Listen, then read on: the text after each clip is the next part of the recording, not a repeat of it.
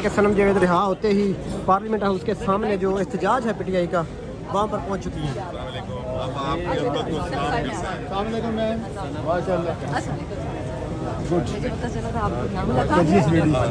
जमाल हुसैन साहब, सलीम रहमान साहब, अनवर ताज साहब, अली साहब, हमारे सारे सीनियर वकला हैं एंड ये हमारे MNA साहिबान हैं और ये सब आपकी तरह जेल में रह चुके हैं। अच्छा कमर मुशानी के जो कमर मुशानी के जिस उसमें थी केस में वो मेरे हल्के में खान साहब के हल्के में वो भी हुआ है।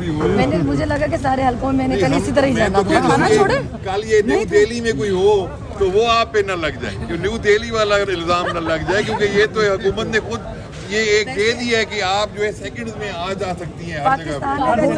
पाकिस्तान में तो कोई बचा नहीं, तो मेरे ख्याल से वही की बारी है। दिल्ली में कोई हादसा हो रहा है वही बचे है बस क्या होता था एक जमाने में खलाई मखलूक, ये वही है हर जगह पहुंच जाती है।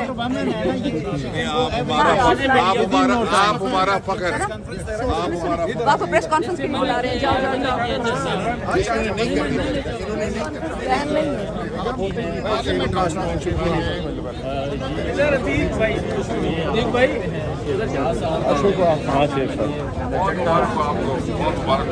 बड़ी मेहरबानी की है, बड़ी हिम्मत है आपकी।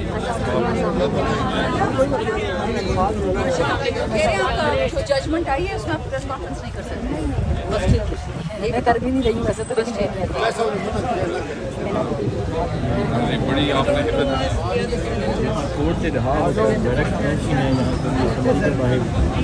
हमारे साथ लाहौर में she was everywhere, we know each other. दीवारों पे, खिड़कियों पे, कौन सी जगह आज तो आपकी मुसीबत मेरे ख्याल में उधर आ जाए सबके सामने। नहीं वहाँ बोलते नहीं एक दफा सब जिसका शफकत भाई थे अभी यहाँ पे ना, वो सामने यार उसके सामने मेहरबानी एक दफा उधर तक जाने देना। मेहरबानी सनम जावेद आपने तो आधा घंटा भी सब्र नहीं किया। अस्सलाम वालेकुम, अस्सलाम वालेकुम, अस्सलाम वालेकुम, अस्सलाम वालेकुम, अस्सलाम वालेकुम, कैसे आप? अस्सलाम वालेकुम, क्या हाल है बेटा? सेनेटर फलकना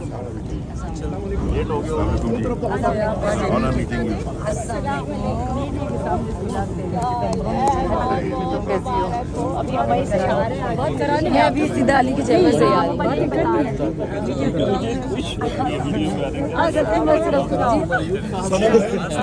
सनम जावेद साहब अस्सलाम वालेकुम, बहुत बहुत मुबारक, बड़ी खुशी हुई देख के आपकी अजमत को, आपकी जुर्रत को सलाम,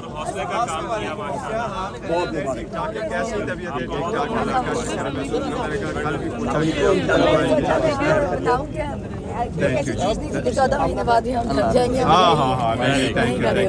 सर जी कैसा लग रहा है आपको? बड़ी खुशी हुई है, बड़ी खुशी हुई। ये पाकिस्तान की हीरोइन है, इसने जितना बर्दाश्त किया है इसकी मिसाल नहीं मिलती। इंशाल्लाह जो ह्यूमन राइट्स की वायलेशन की कहानियाँ लिखी जाएगी उसकी कहानी सबसे टॉप पे होगी। ये देखिए आज रिहा हुई है। बारहा मर्तबा हाई कोर्ट और सुप्रीम कोर्ट और कोर्टों के ऑर्डर के बावजूद जाल में डालना, she is the one and the only जो डटे रही। रिहा होने के फौरन घंटे बाद ये यहाँ पे आ गई। अल्हम्दुलिल्लाह बहुत इसकी जो इसकी बड़ी बहादुरी है, इसकी जुर्रत को सलाम है, इसके नजरिए।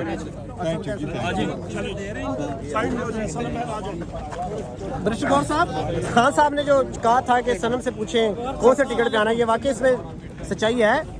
देखो वो अब अभी देखेंगे वैसे आप क्या कहते हैं सर? एक मिनट ऑफिस की डिमांड जी जी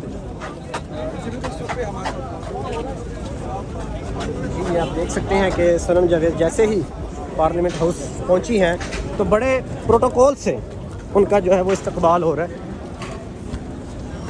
सारे MNAs और जो सेनेटर्स हैं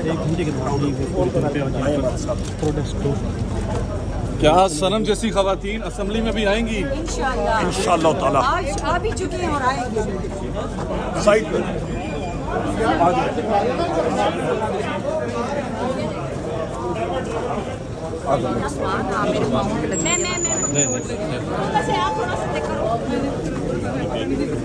उनके पैर पे आ जाए, जरा साइड पे हो जाए भाई, साइड पे। उसके पैर पे लगी हुई थोड़ा गैप दे दो। आप साइड पे हो जाए ना। नहीं वो इसीलिए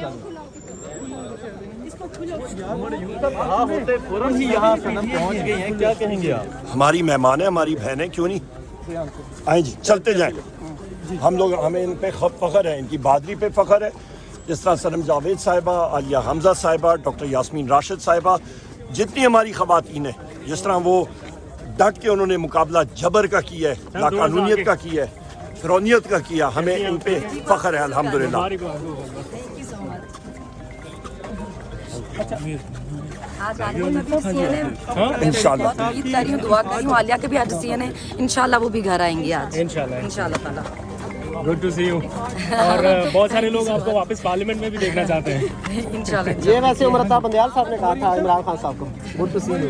उसके बाद उनके 200 हो गए थे, मेरे पे 13 ही रहने दे। चलते जाएंगे, जरा चलते जाइएगा प्लीज। आपसे एक सवाल करना चाहता हूँ, ये बताइएगा कि अब आपकी अगली स्ट्रेटजी क्या होगी? आप देखते रहिएगा इंशाल्लाह। टिक्का खान साहब अल्लाह करम करेंगे इंशाल्लाह। चलिए इधर से आए, थोड़ा सा अगर आप लोग थोड़ा आगे हो जाए ना, पैर पे आगे लगेगा तो मुसीबत कोई और ना। चलते जाएंगे सारे साथ। मुझे टाइम ही नहीं मिलाने का।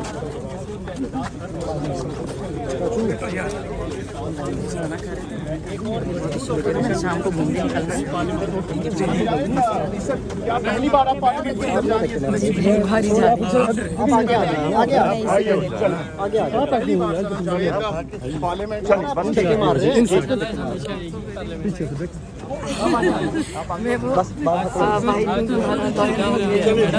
हो गया।